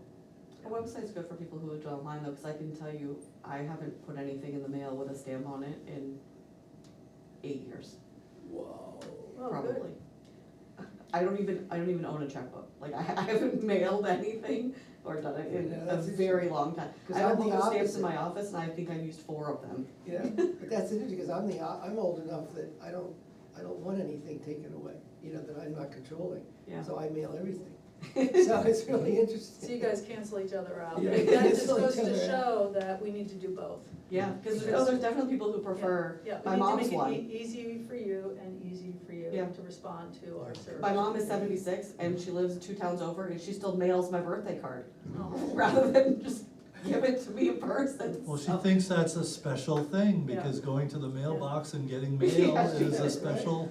But I Thing legitimately, for her. I've lived in Lyme for 9 years, I bought stamps one time and I still have them. That's how often I use the stamp. Now, do you check your mailbox? Yeah, Oh, because I okay. get things in the mail, like I Yeah. order online, but I See, don't. My kids don't check their mail. No, I have a PO box, but that's like I order all of my, like, all my toiletries, all that stuff, I ordered online. So then it all gets delivered to me. Yeah, but I we're don't- still trying to train the UPS and the FedEx guy where you live. I know, and I try, I'm like, but it's hard because it's all one high street, so they're like, oh, one high street. So I frequently have to email Dean and be like, have you seen a FedEx? Is it in your office? But, Yeah, we do try we have gotten them recently, they ask, and yes, it's down. well, it's because you get a new, then we get somebody new, Yeah. they don't know. But no, I never use the mail, so. Okay, well, that's Well, that's okay. a great, that's great input, so that Yeah. affirms that we need to have a computerized option. So, where do we wanna go, with the input that, we obviously thank everybody for, you Well, folks for coming We tonight. should run copies for these folks, because they're part of our Sure. posse now. Yeah, So can we do that? If you give me a minute, I can. I'm here for you guys. What do you Yay. need? I have 2 extra copies of what. Well, yeah. Well, I mean, you know, and we can certainly shoot the machine readable. Yeah. I can scan it towards you. Yeah. You Well- don't accept paper, right? So- I accept paper and Okay. computer. I scan it, save it, and then get rid of the paper. Okay, and John, can you get I can get it by, I can get it to him. Yeah. Jennifer, I'll scan it Do to we you. know your email, John? you probably erased it many times, so. Okay, that's one of 3, one of 4, because yours also. Right. There's these 2. So there's one from Nat, there's one from Rich, and another one from Riches and Rich. Nets are printing off right now. Okay, Oh, Okay. yeah. And did you send me yours? I said it, like, several weeks ago, This is March back in March, 24th. yeah. that one. It's this one. So since I get that right here, I will just Oh, all right. photocopy it and All right. saves me having to try to go print it out. I'll be right back with copies. Thank you very much. Not a problem. Yes, I get paper at work, like all my receipts, I just scan them, save them to files and then throw away. So I can, but I go to school online, I work online, so everything, Yeah, pay all my bills online. yeah. Well, no, that's how it should be for, or that's how it can be for people who can do that, yeah. Yeah, it's, It's good. I feel like stuff gets lost in the mail so much, the number of things I've had lost in mail. Mm. That at least if I'm doing it, I can see it happening as opposed Right. to wondering, did it ever make it there? Right. So given that, I mean, I'm just wondering how we're gonna condense, into one document, the questions that we have. Well, I mean, we've got some And- ideas about how they should be presented, and I think what we should do is come back and say, these 2 essentially say the same thing, and I like how this one's arranged, or, can I, or if you like to, somebody's wording, then to say, well, I think Tim's first one and Nat's third one could be presented in this way. Right. Just like, so we don't have to, Yeah, because some of mine overlap. yeah, exactly, Yeah. It's exactly. Rich's, I Yeah, know yeah, that, because yeah. I like, yeah. Yeah, so let's just do that and then everybody should come up with their favorite way of saying it. Mhm. And we don't have to say this is Tim's or whatever, but this is my favorite way of saying it, we'll just hopefully agree that, And Rich, you're gonna bring some, I mean, you'll put I some will, on I will there. shoot some of my yeah, your favorites. non-favorites, yes. Well, we should Yeah. all, I mean, I mean, we should all look at it. yeah. We should all look at Right. those questions. Because we may decide that they are our favorites as well. Yeah. But I think, with the input that we've got, about the 10, maybe limiting it to 10 questions, I think questions, yeah. also that helps us in terms of our physical ability and bandwidth to Mhm. be able to Yeah. Tabulate. do something with the data. Yeah. I mean, Yeah. if we get too much data, we're just Yeah. not. And can we say that the 10 questions would be substantive and not demographic? so that the demographic part doesn't count toward the 10. Sure. Because demographic can be like 2 optional questions at the end. Right, yeah, That if Yeah. you, that you don't actually Yeah. have, like these ones, you shouldn't be able to bypass, those 2 you can say, yeah, Mhm. no thanks, go away. yeah, Yep. yeah, Right. yeah, yeah, so these are optional just to help us Yeah, like- understand, you know, What kind of birth control do you use or something? right. Age. Okay. Because we're gonna be talking about this again, not next meeting, but Following the meeting. following meeting, I hope. I Well, think hold on, we've David is got- gonna tell us that we've got a Yeah. couple of applications as Yeah. well. Well, that's good, we need to do that. I mean, have applications, part of our Yeah. function is regulatory, so, yeah. Yeah, we do, yeah. Thank you very much. You're welcome. There you go. Thank More you. paper than you've gotten. It's so So long. I know. I've got No. that, thank you. You do have all Yeah, all I three said of them? about, You have all 3, Bill? Would include that Niles's? Yeah. So You got- there's, I have 3 here. Yeah, there's, Yep, there's So two. am I missing anybody? you have this one, right? I have that one, I have this one. There should Do be you a have total these of two? 4. Oh, no, I don't have those two. Those would be There's those a Tim, 2 Riches, and a Nat, Yeah, so 4 different ones. yeah, 4, yep, Okay. Okay, I got Rich Brown, I got Rich Mengy, yep. I got a Mickey Mantle, and a Nat Niles. Okay, I just so have 3. you don't have a Tim, You can send me. I can get it, yeah. okay. Okay, I can photocopy Tim's if you want, real quick. You can just send. okay, and so are we gonna be able, just to let these folks know, because we still have to do minutes in our appointment, are all those applications for us for next time, They are for, not next week, but the week after, the 22nd. the 22nd? Oh, so we will be meeting again on housing stuff when? It will be the following 2 weeks, the first, Not the next meeting, but the next one, I wanna say the 5th of June. I was gonna say, please So, don't. no, I'm sorry, not the 5th, the 12th. Oh, 12th of June, okay. Yeah. So June 12th is when we wanna have our posse come back. Okay. I will do my best, there are graduations on the 11th and the 13th. Okay. Lyme school graduates the 11th, Hanover High School graduates on the 13th, and I have people graduating Okay, from well, both. you know, you can send your comments to Yeah. David, who can share them with Yeah. us, even if you can't attend. I will definitely try, because Okay. I did take the 12th off in between, Okay. so I Okay, could great. graduation prep. And then, you know, and we're meeting, so it'd be great if you could come too. When are we doing these? These should be, not next week, but the week after, the Yeah, 22nd. so our next meeting. Yeah.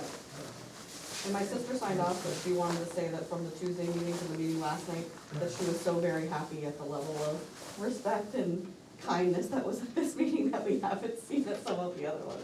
Well, She's like, this was so much more pleasant We're, than we're nice this. people, the planning board.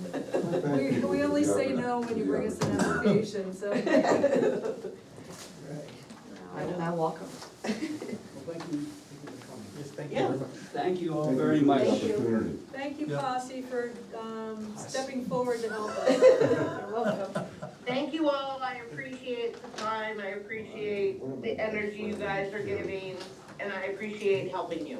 Thank you. Thank you. That's great, thank you, Jennifer. Have a good night. You too. You're welcome to stay while we do the minutes and appointments. I think I'm gonna go like feed my dog, feed Okay. myself, Yeah. you know, all the things. Yeah, thanks. Thank you. So, just getting back to these things, so I think what we wanna do is we want people to come up with 10 questions. Right. Yep, and we can combine them the favorite Yeah. way we like, and if you wanna stick with yours and you don't like Nats or Riches, you can stick with your own.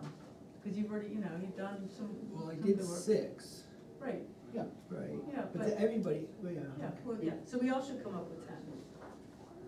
Yeah.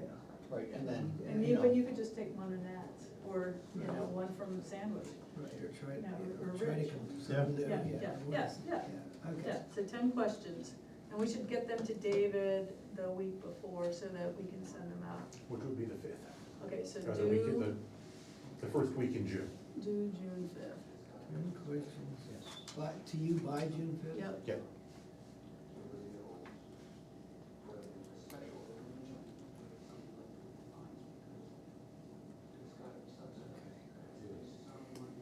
Yeah, and then as a board, we look at everything Yeah. and take out what's Yeah, I mean, we, redundant and. these guys are gonna help us, but ultimately it's our decision what, Right, and we're gonna have, might even have as many as 20 questions yes. slopping Oh, yeah, yeah, around yeah, on the yeah, table, yeah, and, yeah, and Yep. Yeah, and some Yeah. will be redundant though, some will be. So, are you Same. familiar with Google Survey? yes. Can you see, like, if it is possible to tag a response, like, it would have to be input by the user, and then we receive it and then separate the response from the number, you know what I'm saying? So, let's see. 'Cause Let me not take time in this meeting, that's a great No, question. but Yes. if you could check to see that that's our right platform. You know, I'm trying to think, because we send stuff out to postal patron, Yep, so we don't have individual addresses. And so what we'd want to do is maybe look at, see, that's the problem is I can't guarantee that using the postal patron, Mhm. that the survey goes to a particular household.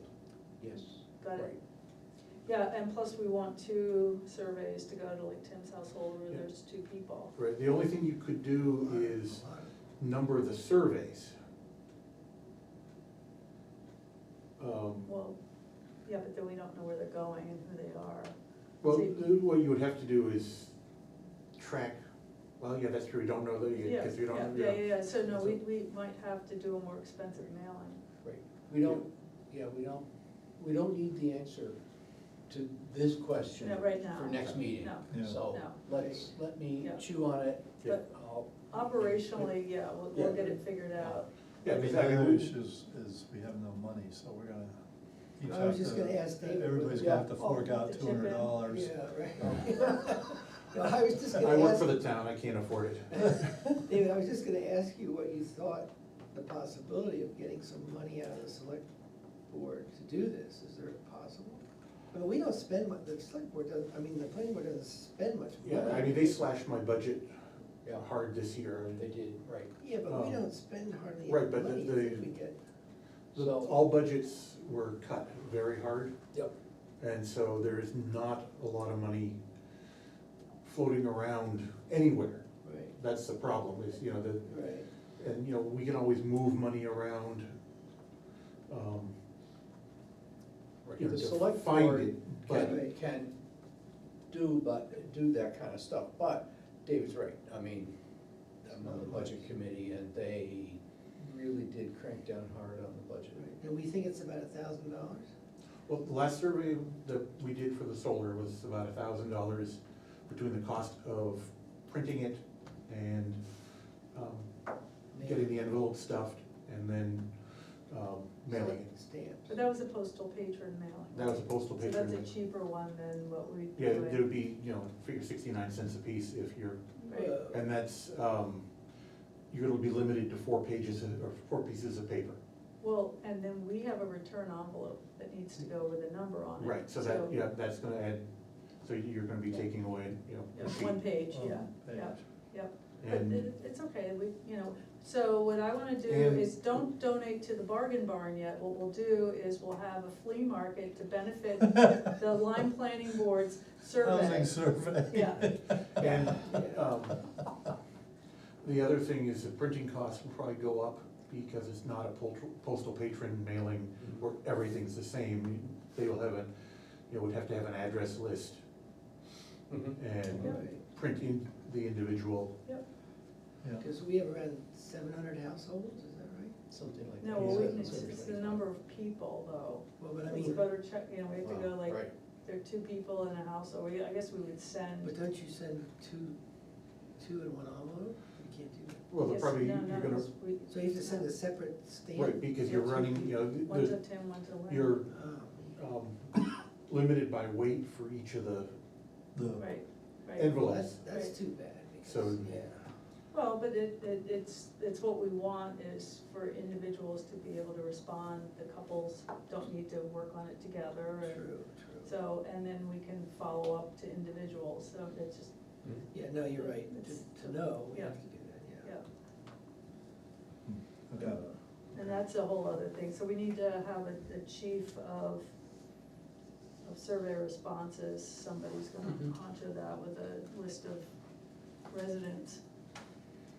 So, and can you think about the list of residents? I mean, it's not just property owners, it's Right. it's the You people know, who yeah. live here. And, you know, your best one is gonna be the voter checklist, which is a public, Yeah, of course, but not everyone is a registered voter. voter. So how do we, I mean, Yeah, there's really no way of, you know, unless you're a property owner, you know, we have the list of. yeah, but not every property owner lives in town. Right. So, I mean, I guess. So let's say you have a renter who is not a registered voter, Right, we have no way of right. knowing, we can't access the DMV records. Right. We could like ask Brett, who are your renters, but we don't know who all the landlords are. Right. I mean, I know Katie Bagnolo, I mean, there are people across the street from me who are renters, and they've lived in town 2 years, so. But what You about you the could cruise them out and go knock on their door and say, I don't think you're registered, but here's the Well, survey. they could be registered voters. Well, that's but- why the Yeah. postal patron works well, because at least Because you're getting one everybody- to every household.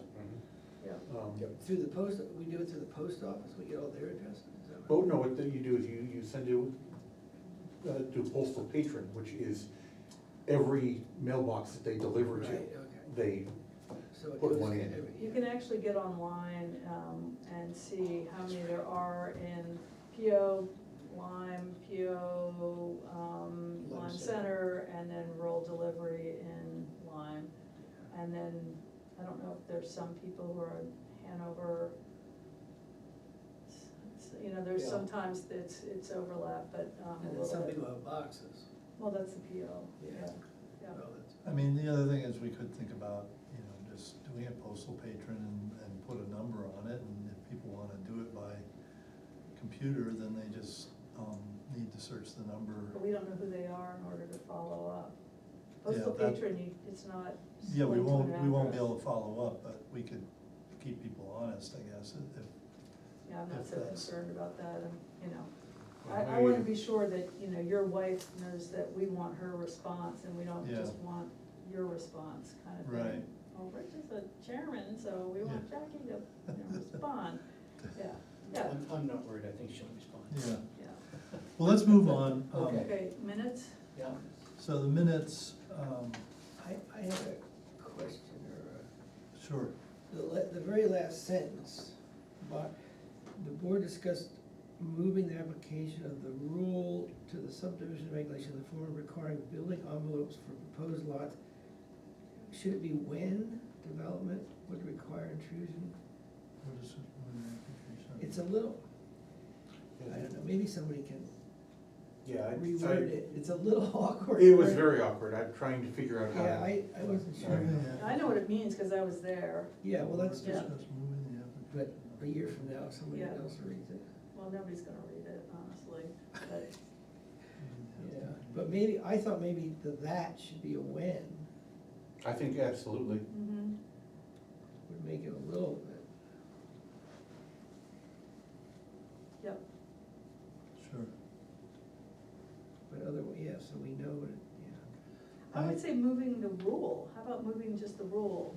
So the board discussed moving the rule to the subdivision yeah. regulations.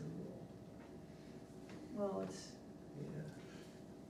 Yeah, It doesn't, yeah, because the rule is the 10 years, so I tried to say that you would have to reform the rule to Yeah. to say, you're gonna have building envelopes, and that's gonna, needs to be done in time of subdivision, yeah. yeah, I don't know how to fix it, I mean. Make it better. Discuss moving the application.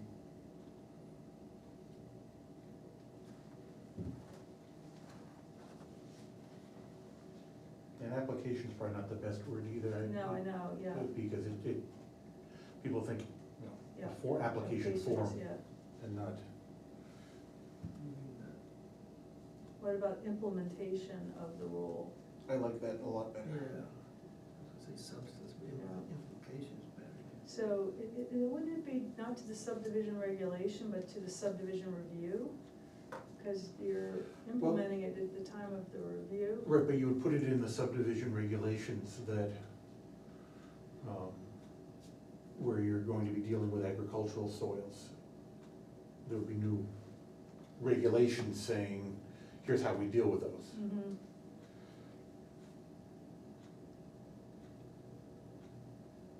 Yeah.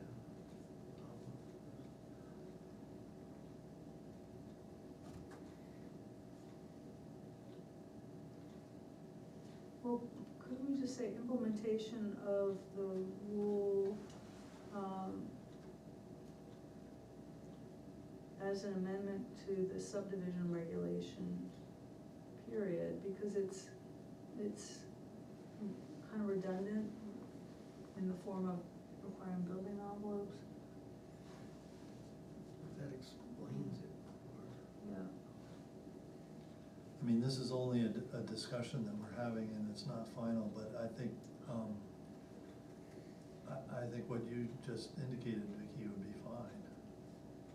And the implementation of the rule to require building envelopes for proposed development to the subdivision regulations or something like that.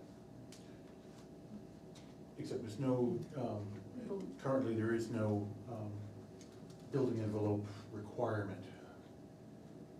Implementation of the rule to require building envelopes. Right, but there is no rule right now to require them. I understand, but that, it's, well, That's what we were thinking of doing. of the proposed rule Yeah. to require building envelopes. The board discussed moving the implementation of the rule to require building envelopes to the subdivision regulations when development would require intrusion into ag soils. I like that. I like that. Did you get that? Yeah. So it's the board discussed moving the implementation of the rule To to require building envelopes. for development that would, when development would require intrusion into agricultural soils. Yeah, Yeah. that's definitely better. Okay.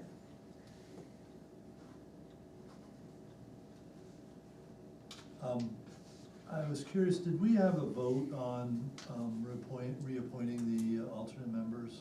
Yes. Yeah. Because that's not indicated. Nat Niles Oh, moved to yeah. reappoint. Oh, Yeah. Yep, Somebody Yeah, probably so seconded it, and That's a then good Yeah, catch, yeah. Rich. Rich called for. yep, I'll put those, I have Forgot all that about all in my notes, and I missed that completely. Yeah, that's good. Yeah, I didn't think about that. So we would have a illegal reappointment of our alternates, that's not good.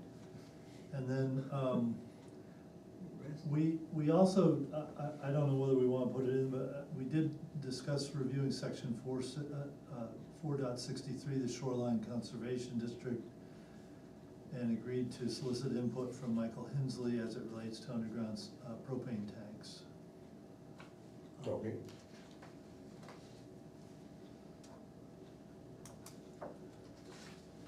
And I don't think we were talking about, are there any other issues Mhm. within the shoreline conservation district that we would want to address at the same time that we're addressing propane tanks? And I don't think we came up with anything, No, we didn't. so. No, David said there weren't any other issues, Yeah. so.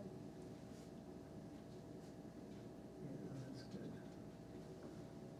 So do we have I'd entertain a motion to accept the minutes as revised? I'll move that we accept them as Second. amended. I'll second that. Second by Vicky. All in favor, say aye. Aye. Okay. Do we need to do the alternate tonight? Is that gonna be helpful to you? That would be very helpful to me, because we don't have anything coming up next week, but the next hearing is gonna take up a lot of the meeting for both those, Okay, and I would like to have as many people on the board as possible. Okay, So Zoe Washburn this would be her second term, she's already been on the board 3 years. She's a real estate agent, lives up on Horton Lane. She's been a very valuable member. As a new member, she's caught on very quickly about being able to form motions for the zoning board and, looking for, forward as person who can take over a leadership role for Bill Malcolm. mhm, She's been a very, very good member, tries very hard to be at every single meeting. Great, yeah, I don't know her, but I'll certainly take your word for her. She's I'll good. move that she be reappointed for a 3-year term. okay. second. Okay, all those in favor, any further discussion? All those in favor, say aye. Aye. Those opposed, nay? No? Thank you. I know, typically with the zoning board, we try to give the existing members, if they'd like to serve another term, the preferential slot because they are, have 3 years of Trained. experience. Yeah. And Oh, it's yeah.